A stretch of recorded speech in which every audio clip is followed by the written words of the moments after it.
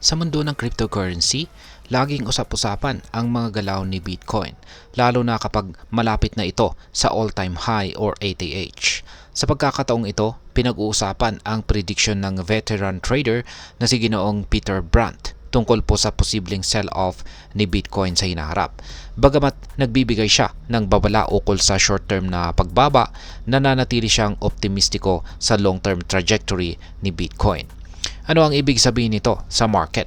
At paano po nito maapektuhan tayong mga Pinoy crypto traders at investors ni Bitcoin? Kaya yan po ang siyang ating pag-uusapan sa video na ito. Pero bago po tayo magpatuloy, ay nais ko lamang po munang bigyang linaw ang aking disclaimer kung saan ang nilalaman po ng video na ito ay hindi po ito isang financial advice. For education and information purposes lamang po ang layunin nito. Ayan, babagsak ba ang presyo ni Bitcoin? Ayon po kay Ginoong Peter Brandt, may posibilidad na magkaroon ng sell-off o pagbenta ng malalaking bahagi ni Bitcoin habang papalapit ito sa presyong $100,000 na presyo. Karaniwan ito ay nagiging reaksyon ng mga investors na gustong mag-book ng profit, lalo na kapag mataas ang presyo. Ang ganitong estratehiya ay tinatawag na profit taking, kung saan nagbebenta po sila sa mataas na presyo at umaasang makakabili muli kapag bumaba ang halaga or presyo ni Bitcoin. Ngunit sa kabila po ng babalang ito ay naniniwala itong si Ginoong Brandt na maaring hindi mangyari ang inaasahang correction.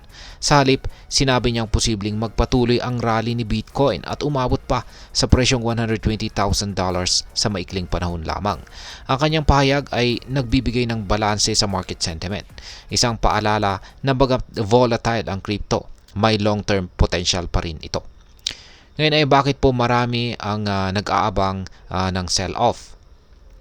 Isa sa mga dahilan kung bakit inaasahan ang sell-off ay dahil maraming investors ang sumusunod sa technical analysis at historical trends. Halimbawa, sa mga post ng ibang eksperto gaya ni na Crypto Rover at Ali Martinez, ipinapakita na may sell wall o significant resistance level sa presyong $100,000. Ibig sabihin ay maraming investors ang posibleng magbenta sa halagang ito dahil ito ang isang psychological target. Ayan, isa po itong psychological target na talagang nagpapakita na maraming market participants ang magre-react kapag umabot dito ang presyo ni Bitcoin. Yan, bukod dito ay ang mataas na trading volume at open interest sa derivatives market ay nagpapakita rin ng heightened activity. Subalit kahit na posibleng bumaba ang presyo dahil po sa sell-off, ang long-term projection ni Bitcoin ay nananatiling positibo. Ayon po sa historical data, ang si Bitcoin ay posibleng umabot sa pagitan po ng $173,000 hanggang $461,000 sa loob ng susunod na 2 taon. Ngayon ay ano naman po ang dapat gawin ng mga Pinoy crypto traders o investors?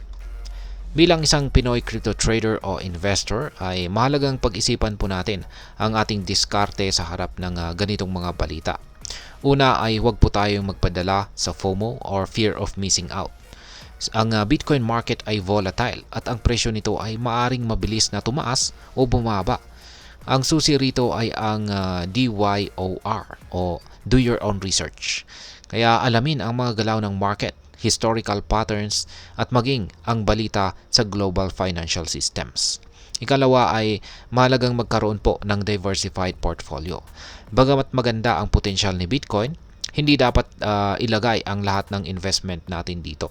Maglaan po ng pondo para sa iba't ibang asset classes tulad po ni Ethereum, mga altcoins at traditional investments gaya po ng stocks o bonds.